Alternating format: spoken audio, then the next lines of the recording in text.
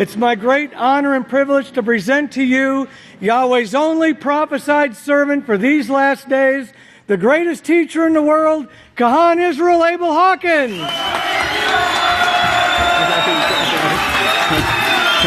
Shalom, everyone. Wow, we got a house full today. I think you can get a little bit louder. Come on. Praise Yahweh. You may be seated. Beautiful, beautiful. Beautiful day, beautiful people. And boy, have I got some great stuff for you today. Wonderful, wonderful stuff. May the peace of Yahweh be with each and every one of you. A few years ago, I don't know if you remembered or not, but Yedidia brought out I think it was a book, but it was one of the senators or world leaders talking about the next war would be over water. And I hadn't heard much about it since then, but now it's surfacing again, and they say that the global water shortage looms now. It shifts from a local to a global water perspective, and the terms dramatically change. The World Bank reports that the World Bank reports that 80 countries now have water shortages. 80 countries now have water shortages. That's what it says, 80. That threaten health and economics, while 40% of the world, that's almost half the world, more than 2 billion people, have no access to clean water or sanitation. That could be solved easily enough. I can see many ways that it could be solved. It would take a peaceful solution, character education, for a few minutes to point it out, but it can be solved. Growing pressure over water supplies affecting 1 in 5 global businesses. These, of course, are the ones that was taught by the schools of higher learning, and they're the ones that's going to be standing watching it burn before too long. Let's see, a Chinese sub, this shows you how vulnerable we are. A Chinese sub surfaces in midst of U.S. carrier group. Can this be true?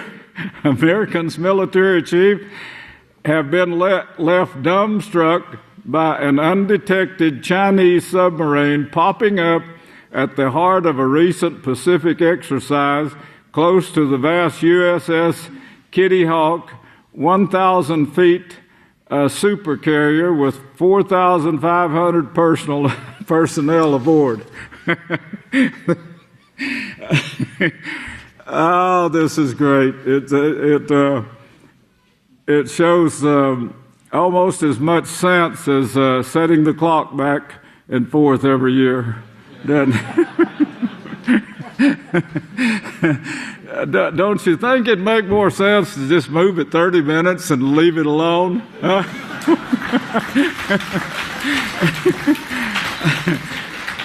I think someone forgot to set their clock back this morning. They called me about an hour early. Well, here's more from the schools of higher learning. Teachers' pensions, 500 billion shortfall and growing.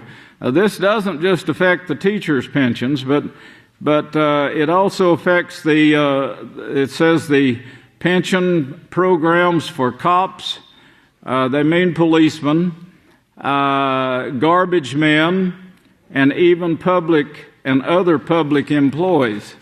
So they're 500 billion in the hole right now. So how long can it last till they can still have your trash picked up and your doors watched? In the south part of Abelin, well, we have spots of them. We have spots of rich people. ACU was one of them that started a housing project, and they put a iron bars fence, looked like jail bars, around it, with a guard at the gate. Now, what would that be for? Keep everybody away until Thanksgiving, and then we'll hand out the turkey? Is that what it's for? What do you think? Yesterday, I believe it was, there was one in the south part of town. I haven't driven Abelin, so I don't know what is going on, but I guess these are going up everywhere. But I did notice on I-20 a huge apartment complex that had the same thing, iron bars around it, around the whole thing, the whole setup. Well, yesterday in the south part of town, they were advertising on the news where they had one of these, and the woman said she woke up when a bullet came through her wall. And the police officer, from the direction of the bullet, they could see that it came from the street. I remember in Israel, they build high cement walls for this. So, it's not getting any better. And we're not solving the problems with iron bars or fences. They pretended that the House of Yahweh had these tall fences around its people, and chain link fences with wire on top like a prison, and the news media had the rumor out that we got people in here and wouldn't let them out.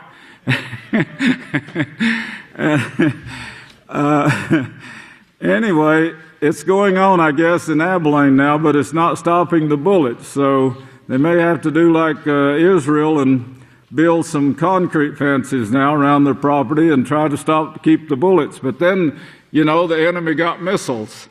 Now, the same mentality is going on in the schools. You see confusion here. You don't see sensible solutions to any of these problems. The schools, they're having problems there, so they hired some counselors and of course a big police department to try to stop the bullying that's going on. But at Jim Ned School, just yesterday now, the man took his son out of the school, and it was on the news that he couldn't get anything done about it, so he took his child out of Jim Ned School, which is a large school. And the man, the superintendent, I guess, refused to talk to the news media when they tried to question him about this incident. But they did have the family, the husband and the wife of the father and mother of the child, that talked to them and told them how bad it was, how bad it's getting. And the boy, they threatened to rape him if he come back to school. And so he took his son out. I guess the Catholic Church, what their problem is spreading throughout the schools to the younger generation now. And the confused decisions that they're making will put up iron bars, We don't know what to do about the schools except hire some police officers. In Florida, the officials to euthanize 400 pigs. Now, they've had these pigs in custody since 2005. And it says the state officials are planning to euthanize about 400 pigs who have been quarantined for an infectious disease at an animal sanctuary since 2005. The spokesman for Florida Department of Agriculture says there is concern the pigs may have an infectious disease caused by bacteria that can be transmitted to people. They're suspicious of it. Now, this is 2010, brethren. We have the best scientists in the world, the best that our world could train. They've been training for 6,000 years. And they're holding these, and now still suspecting something is wrong, they're going to kill the pig.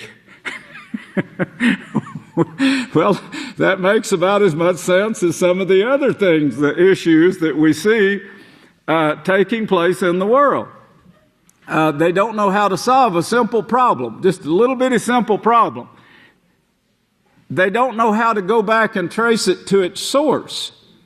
And of course, they won't use the scriptures, which tells them, these relationships that you're creating between man and beast is going to get you in trouble. Well, of course, they know it now. They know it big time, and they've got a big monster on their hand right now in Florida. And so they're going to kill the pigs, get them out of the way. Let's kill the cats. They're the spreaders of, they're the black cats especially. They're the ones that put the curses on the people and call bubonic plague. Remember that decision that was made? So let's kill all the cats. The world leaders are making about the same decisions too. I want you to go back. I hope you're remembering these scriptures where we leave off.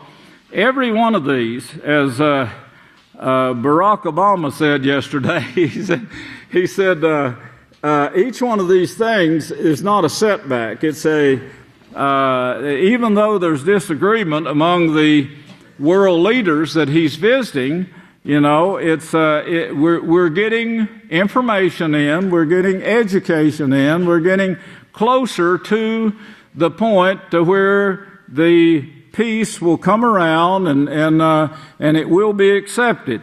So he's hammering at this block. Well, that's what we're doing now. We're bringing information. You can't bring a book the size of the Holy Scriptures, in a week, and the deceptions that have gone on been building now for 5,000 years or more in the minds of the people. You can't correct this overnight, but we're getting bits and pieces of information in each week that will help everyone in the world to see what we're speaking of. Now, in Isaiah, of course, let's go to Isaiah 2. That's the first scripture, but the Yahweh shows His plan, and he showed it from the beginning, but He hid it from the wise and the prudent. He said, and the Savior, Yeshua Messiah, said, "I praise you, Father, that you've hidden this from the wise and prudent." Well, of course, he was speaking of the schools of higher learning. And then Daniel said, "None of the wicked will understand," which a wicked person is one who breaks the Sabbath. That's a simple way of becoming wicked, is breaking the Sabbath. Not attending services at Yahweh's house, or not coming to His house, not seeking the place where prophecy says, "I'm going to establish my name in these last days, and they will bring forth the perfection of Yahweh from that place."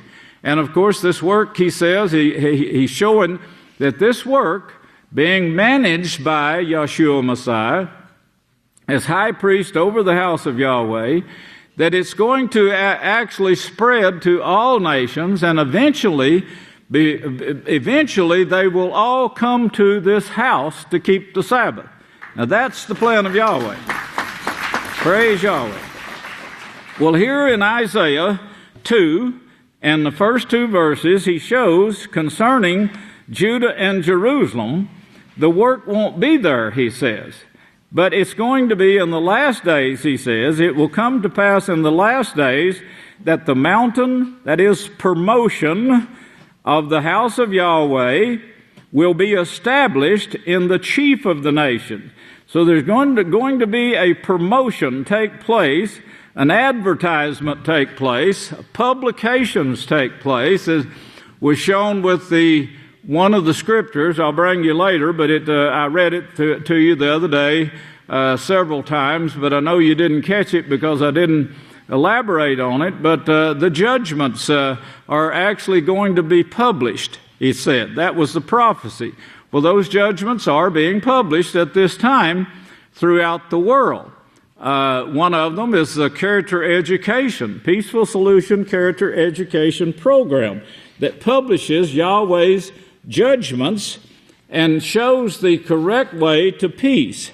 The only way you can keep it from working in your life is just refuse to use it, which many have. And of course, that's the reason we see the confusion throughout the world that we're seeing today.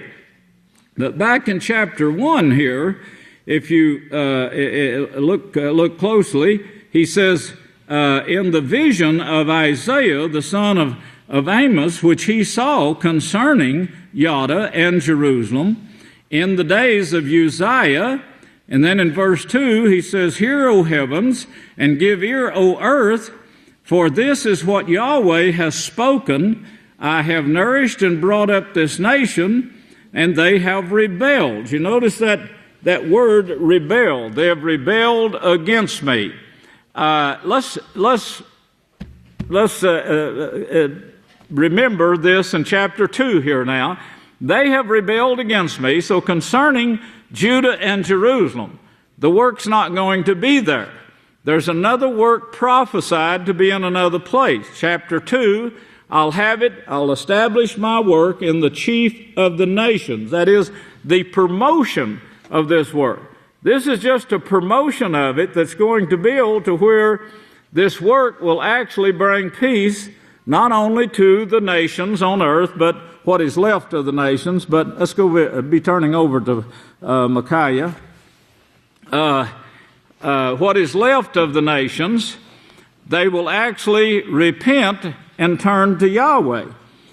If you look at chapter 3 here first of Micaiah, we see the leaders. Now, in Isaiah, he was speaking of the Judah and Jerusalem, cities, groups as a whole. But here he shows you the reason that this is taking place. And he points out the leaders of Judah and Jerusalem, Yada and Jerusalem. Then I said, Hear now, O heads of Jacob, you rulers of the house of Yisrayl, is it not for you to know justice? It should be. It should be for them to be studying these things, justice, the judgments of Yahweh, the justice that Yahweh shows in his laws, statutes, and judgment. That's what they should have been studying instead of studying what they're getting from the schools of higher learning. You got problems in the world? Well, build a fence around yourself. That'll solve the problem, surely. Pass out a turkey. Pass out a turkey. One group of people, they were advertising on television. They were needing money. They were needing help because they didn't have enough help to get these poor people dinner on Thanksgiving Day. And I thought, well, they're probably going to be starved to death if they don't have any food between now and Thanksgiving. This has been going on now for 3 months. They've been asking for more money for Thanksgiving Day. Well, what are they doing? What are they eating right now? We don't care. Just Thanksgiving Day, that's the one that brings in the money, boy. Next, we'll go to Christmas, and we'll start using that to bring in more money, not to the poor. Is it not for you to know this justice? Well, yes, it is. That's what you should have been learning instead of what you are learning. You who hate righteousness. Well, at this time, of course, we see a hatred for righteousness throughout the world. And of course, when a root of bitterness gets into a person, they start hating righteousness even after they've been here for many, many years.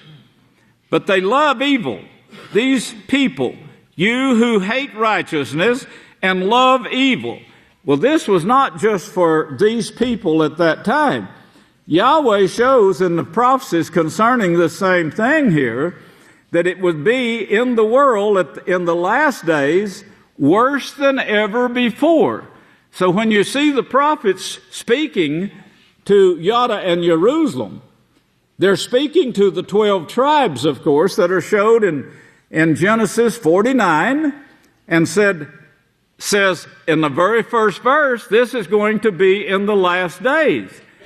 And this teaching that has come down through these generations is going to be for the last days also, but worse than ever before, to where the water supply can actually be shut off from a nation, used up by people who say, I've got to have this for my business. Well, they're not just talking about a small business that needs some water to wash their pots and pans, like a restaurant.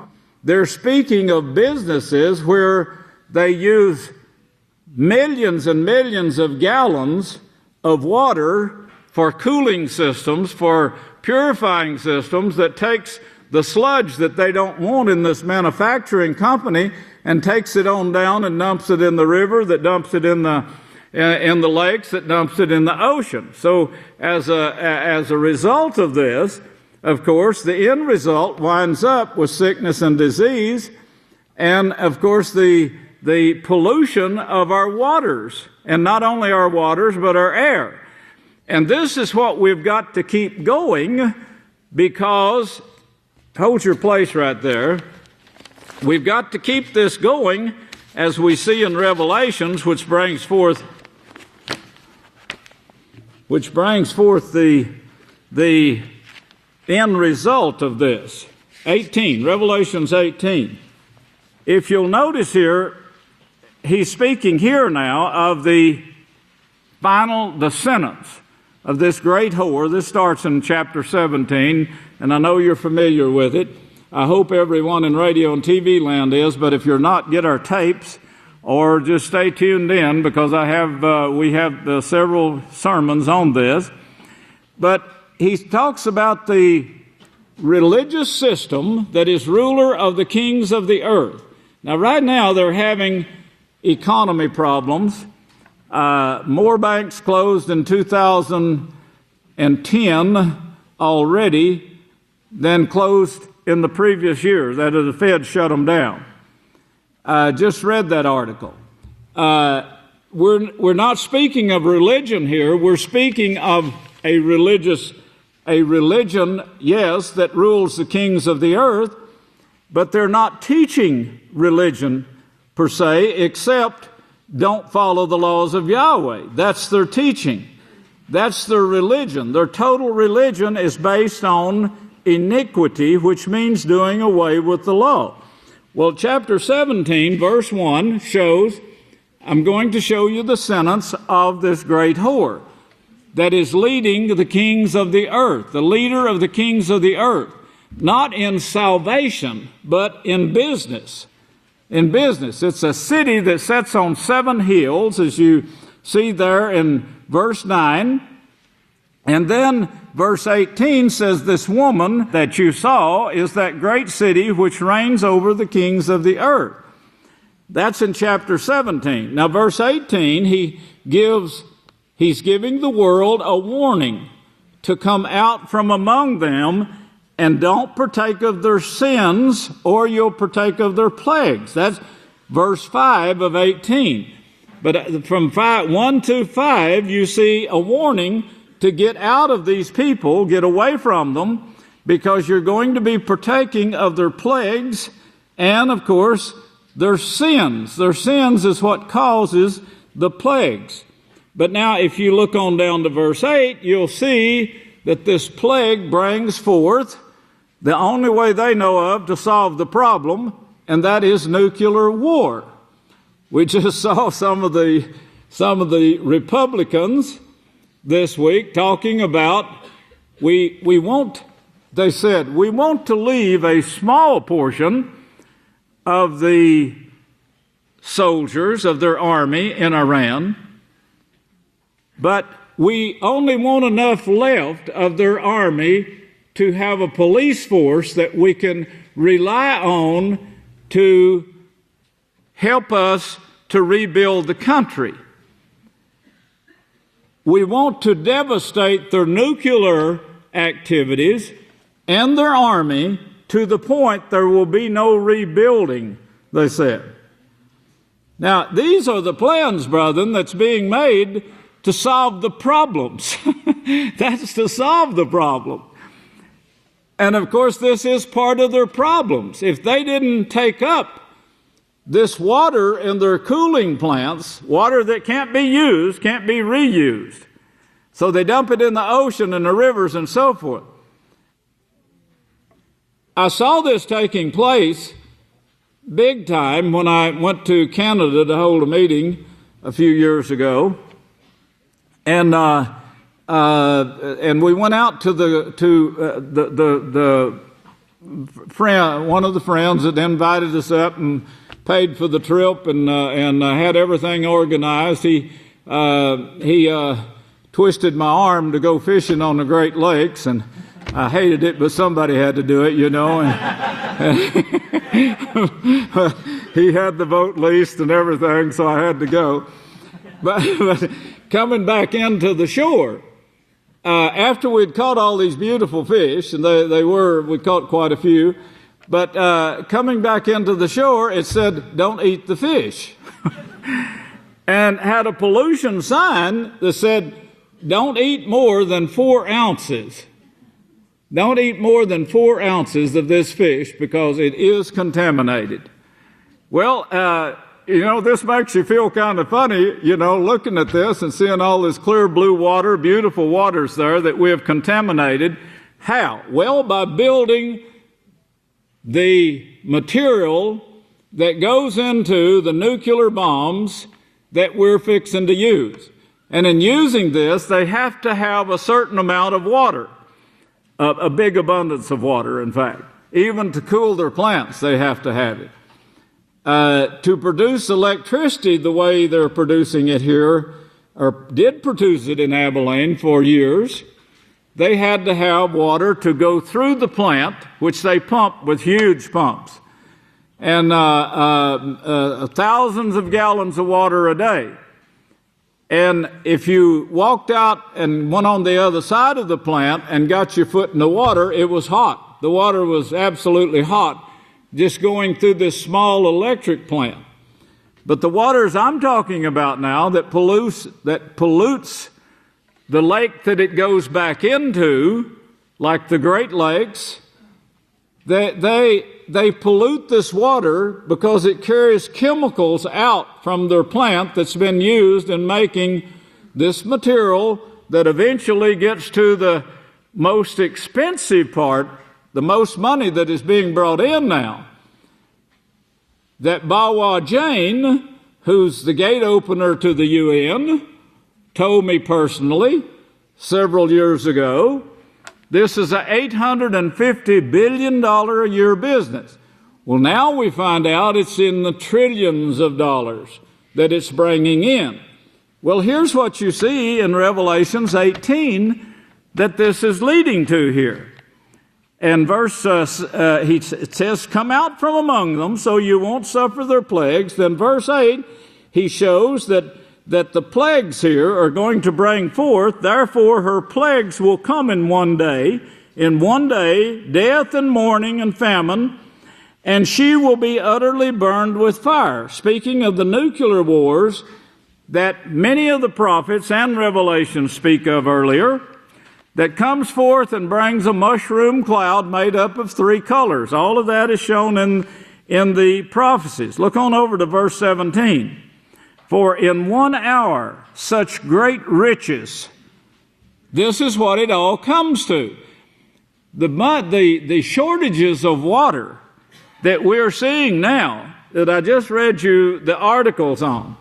I think I did this a few years ago when the book was put out saying, under the rate that is the present rate that the water is being used now by manufacturers, this is what we're going to see. We're going to see war, because each country, they don't just want water to drink.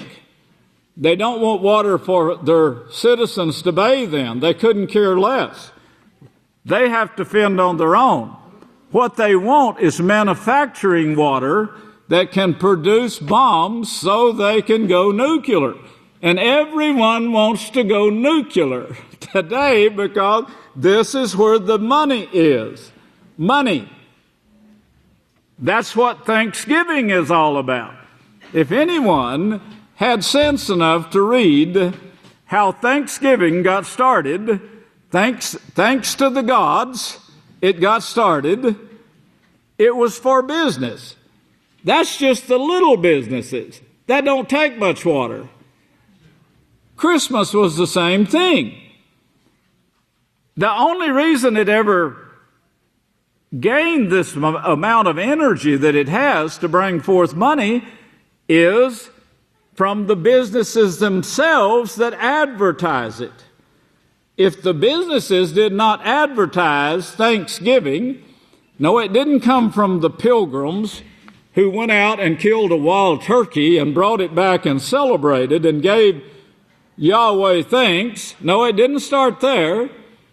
In fact, it started from advertising turkeys that was overstocked and they couldn't sell them. And this is how it got started. The same thing with Christmas. Christmas is a business-making business. But that's not the big business. The big business is producing these toys that contaminate the water.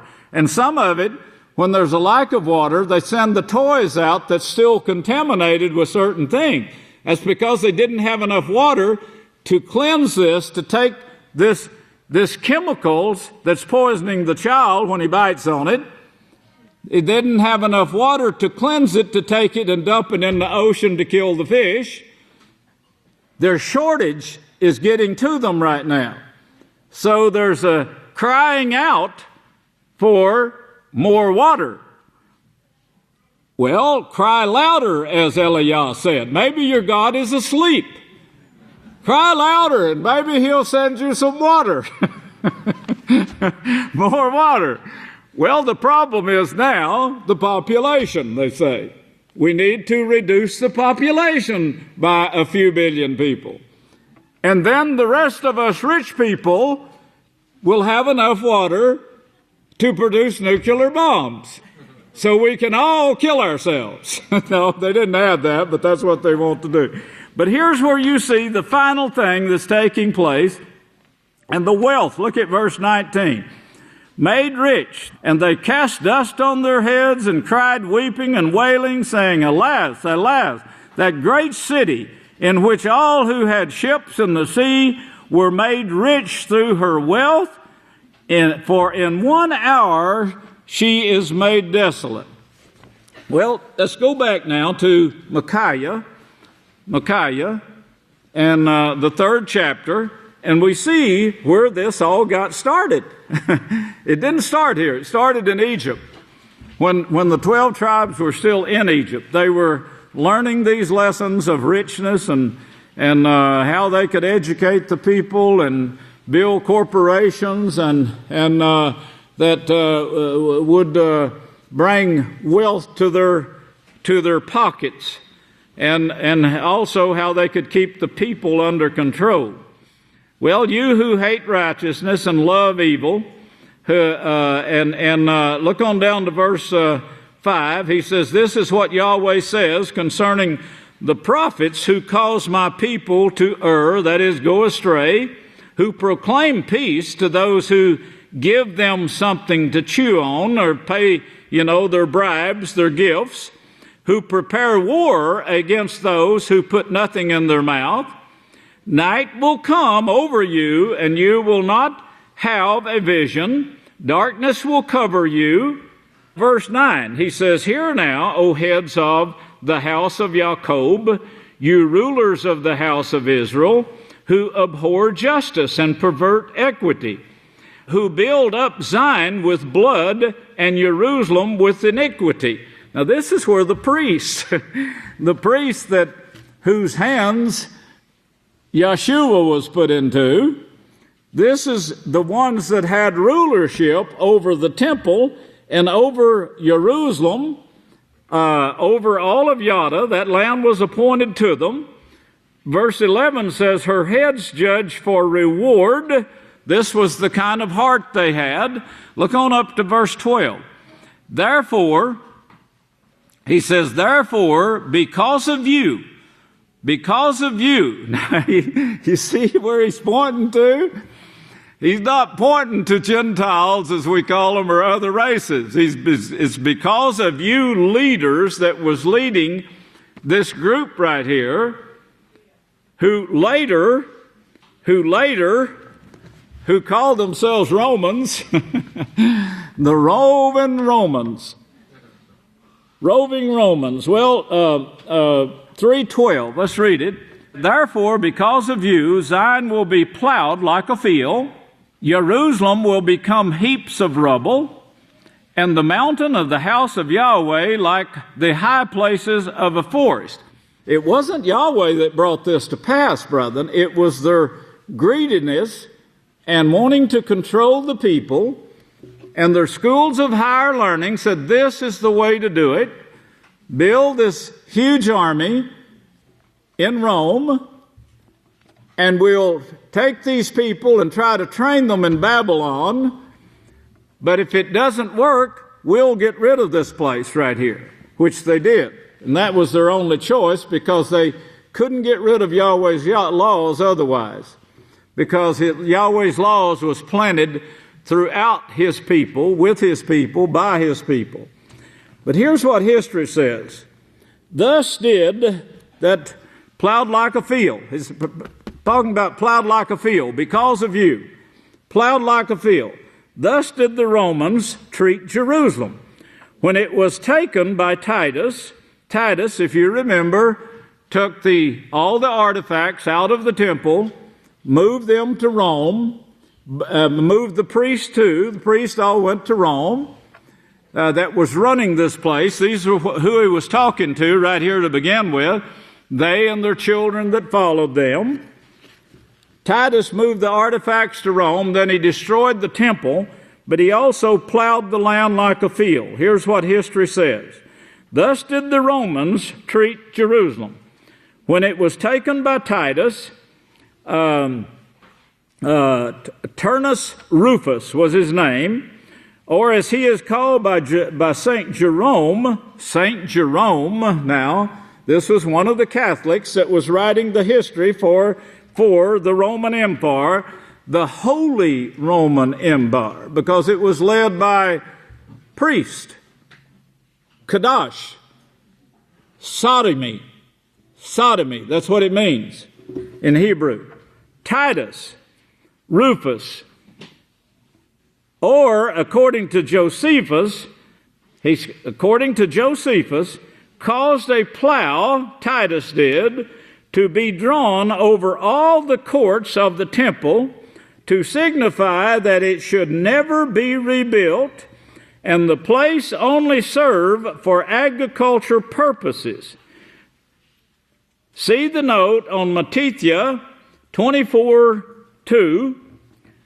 Thus Jerusalem, is the way it's spelled, became heaps, an indiscriminate mass of ruins and rubbish, and the mountain of the house of Mount Moriah, on which the temple stood, became so much neglected after the total destruction of the temple that it soon resembled the high place of the forest.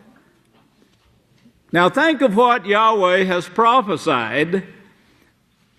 Think of that time right there, which was done, this was prophesied in 710 BCE.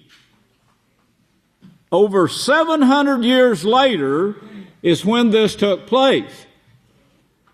Now the ends of these prophecies end with another kingdom that is prophesied, which you're a part of right now, learning to be a part of it.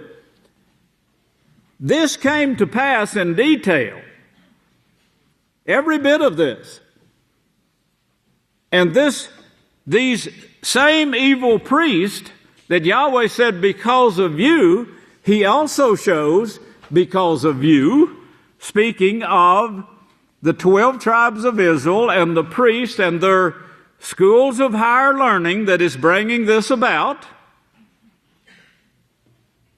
He's saying, in the last days, you're going to be burned.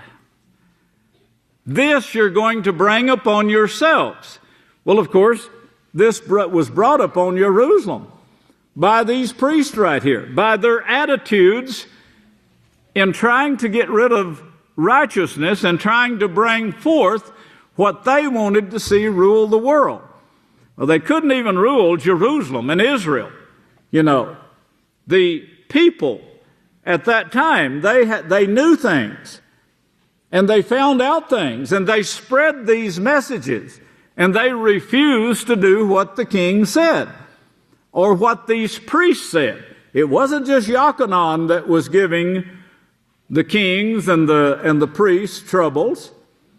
It was people that followed Yochanan and Yeshua that had the same information they had, and they were giving them trouble. It was spreading throughout the land. They were refusing to work for them, refusing to pay taxes.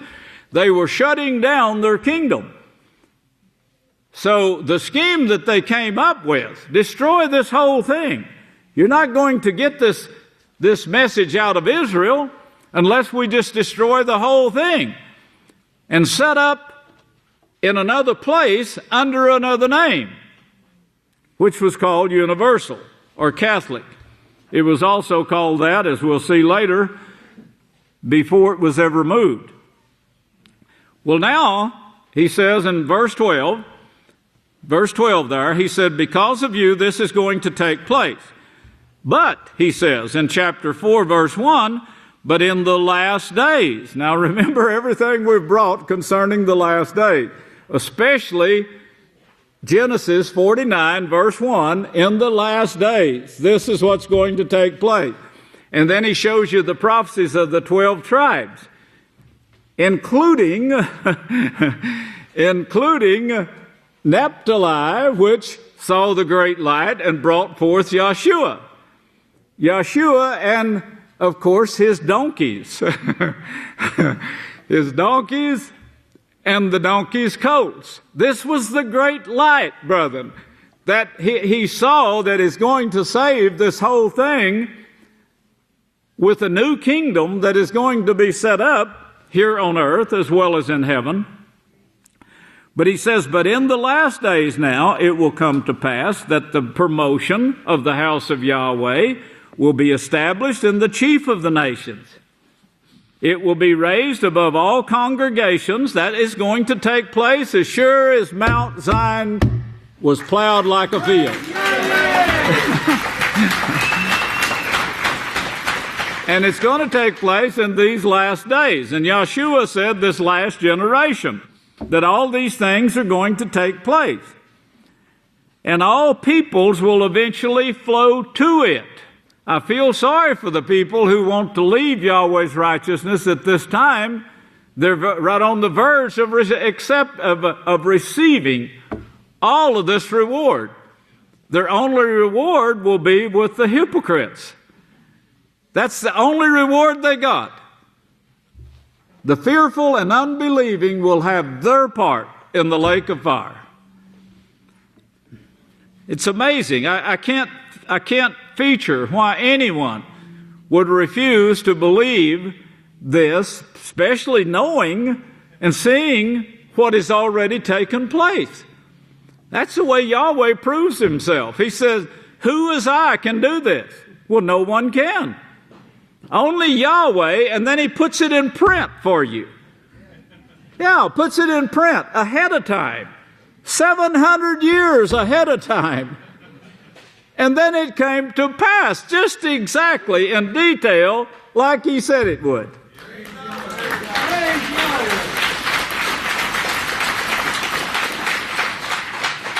And in these last days, he's also established a house, the house of Yahweh, the only group of people on the face of the earth that have right to this name throughout the whole earth.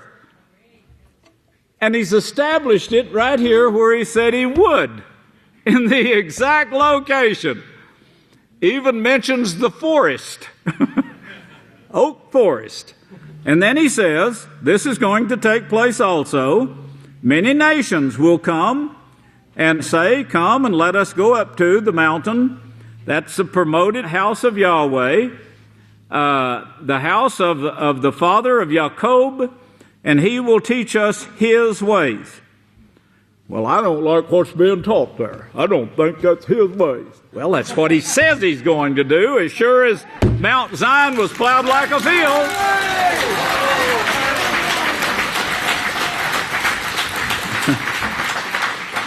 Why won't they believe? And we will walk in His paths, He says. This promoted house is going to walk in Yahweh's paths, as sure as Mount Zion was plowed like a field.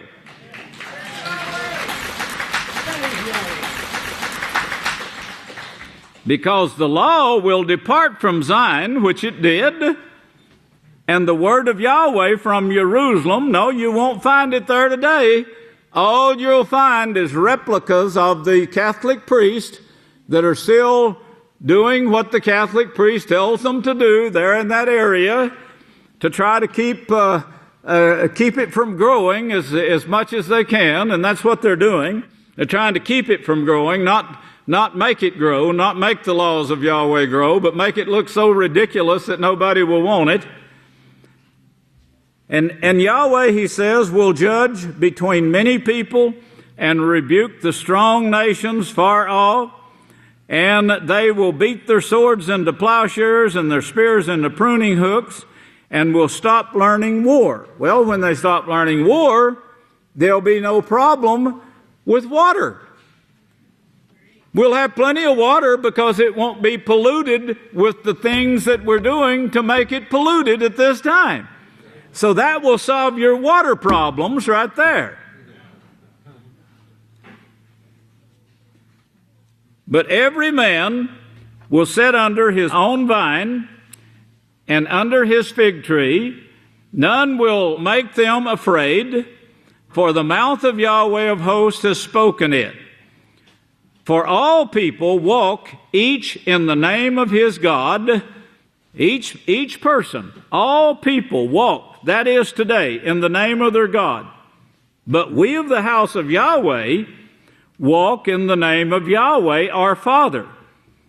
Well, to walk in His name means we're keeping His laws, doing what Yahweh says we're going to do in prophecy, and we're doing it, brethren, day after day. Now notice in verse 6, in that day, says Yahweh, I will assemble her that is lame, I will gather her that is driven out, with her that I have afflicted. That word I is not there. That has been afflicted is the way that the original read. And I will make her that was lame a remnant, and her that was cast far away a strong nation. And Yahweh will reign over them in or among those who keep all the laws of the house of Yahweh. That's what that word means in that sentence right there, according to Jethro and other authoritative books. And you, O tower of the flock of the stronghold of the daughter of Zion, to you will it come. To you will it come. The former rule will come. The kingdom of the daughter of Jerusalem, this kingdom, remember that word kingdom, it will come. If you hold your place right there, turn over to Zechariah. We read this before, but he's promising a kingdom here that will come. And then he explains it a little further over, Zechariah does, in chapter 9 and verse 9. Chapter 9 of Zechariah, verse 9. Remember what it says here. The former rule was the tree of life. Remember, set up by Yahweh. The former rule will come, the kingdom of the daughter of Jerusalem. Look at chapter 9 of Zechariah and verse 9. Rejoice greatly, O daughter of Zion. Shout for joy, O daughter of Jerusalem. Behold, your king comes. So this is a prophecy of Yeshua and a kingdom. He said he gave a parable of the man that left, went into a foreign country or a foreign place to receive a kingdom and return receive a kingdom and return. Then he gave authority to his people to do the work, to return. Well, this is the king, Yeshua Messiah, and he's saying, come to you. The king will come to you. He is just and having salvation, lowly and riding a donkey, on a colt, the foal of the donkey. Now, we've been through all of that and showed how he sat on both. That was the big argument that the scholars were arguing about. Well, he surely didn't sit on both of them. Yes, he's sitting on them right now. Right now. And if you knew the scriptures, you'd know where they were. So the kingdom, the former rule will come, the kingdom of the daughter of Jerusalem. Now, why do you cry aloud? Is there no king in you? Have your counselors perished? Well, yes, they all have. Look at verse 10. Be in pain and labor and bring forth, O daughter of Zion, like a woman in childbirth. For now you will go forth out of the city, and you will live in the field, and you will go to Babylon, which these prophecies came to pass in the house of Yahweh, where we started going to Babylon throughout the whole Babylonian world now. We're taking the message. There you will be delivered, Yahweh says.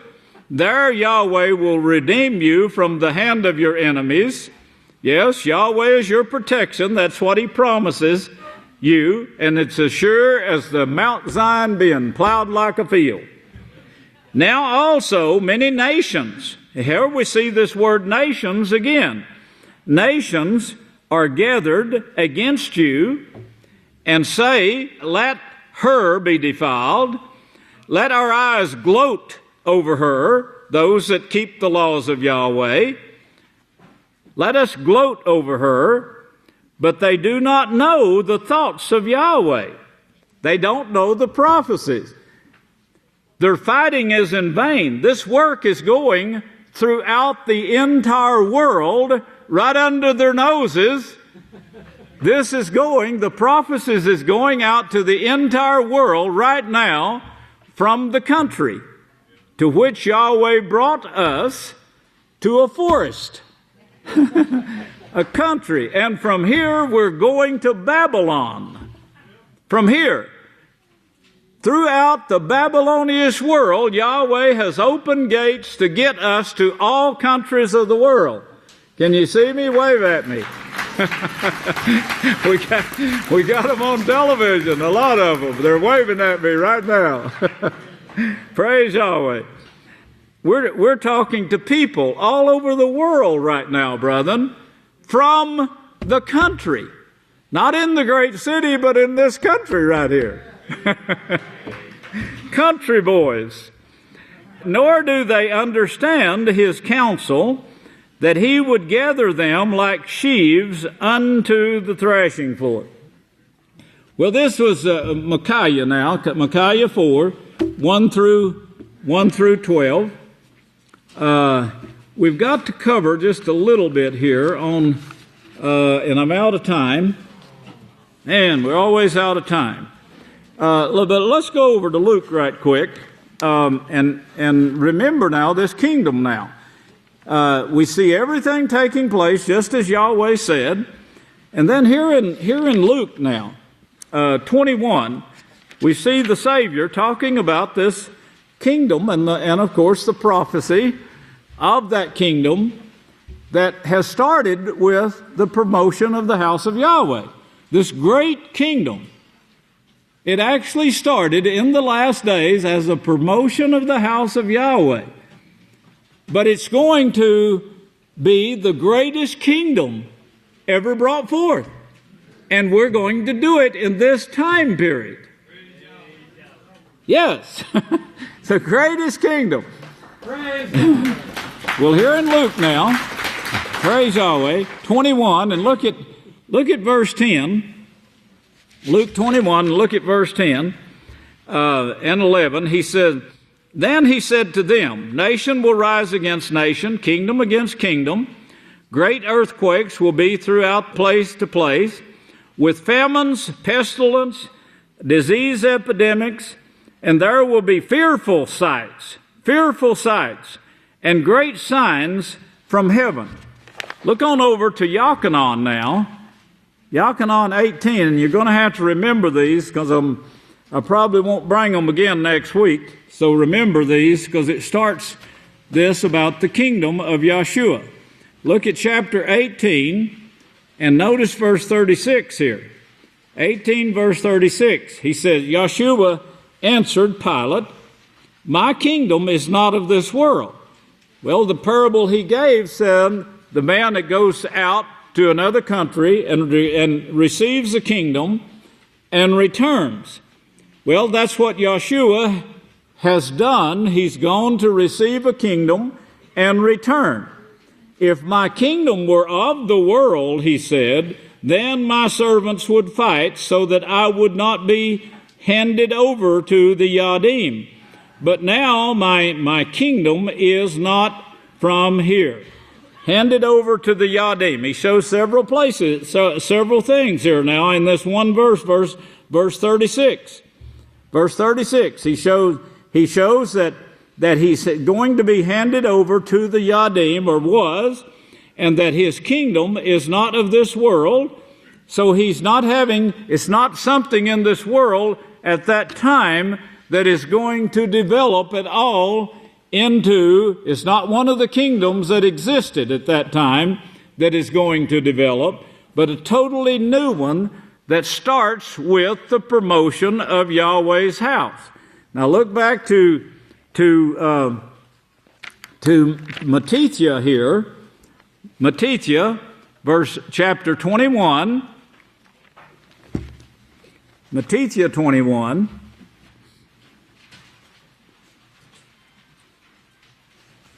And notice verse 43. Matithia 21:43. Therefore I say to you, the kingdom of Yahweh will be taken from you. Now, remember, Yahweh set up his kingdom under Moshe. And he said to Moshe, see that you build all things according to this pattern. Well, of course, a lot of prophecies was given to Moshe that he wrote that most people don't even pay attention to. But to bring this thing about and make it work the way Yahweh wants it to work, which is to take away all sin from earth and heaven, in these 12 tribes, he had to allow sin to prevail for a while. It didn't totally prevail because he had a work, the prophesied work in each place that kept bringing forth his kingdom or the message of his kingdom. But he allowed the 12 tribes to go their way, do their thing, worship the gods that were in Egypt, be like the gods, as Genesis said, Genesis 3:1-3, follow this way and you'll be like the gods.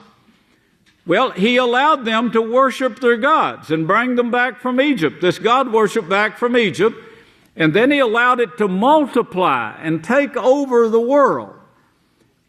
He had to allow this in order to allow the heathen to come to its peak, the sins of the heathen. And they put sins of the Gentiles, so they don't, they threw you off to where you wouldn't know what they're talking about, more deception.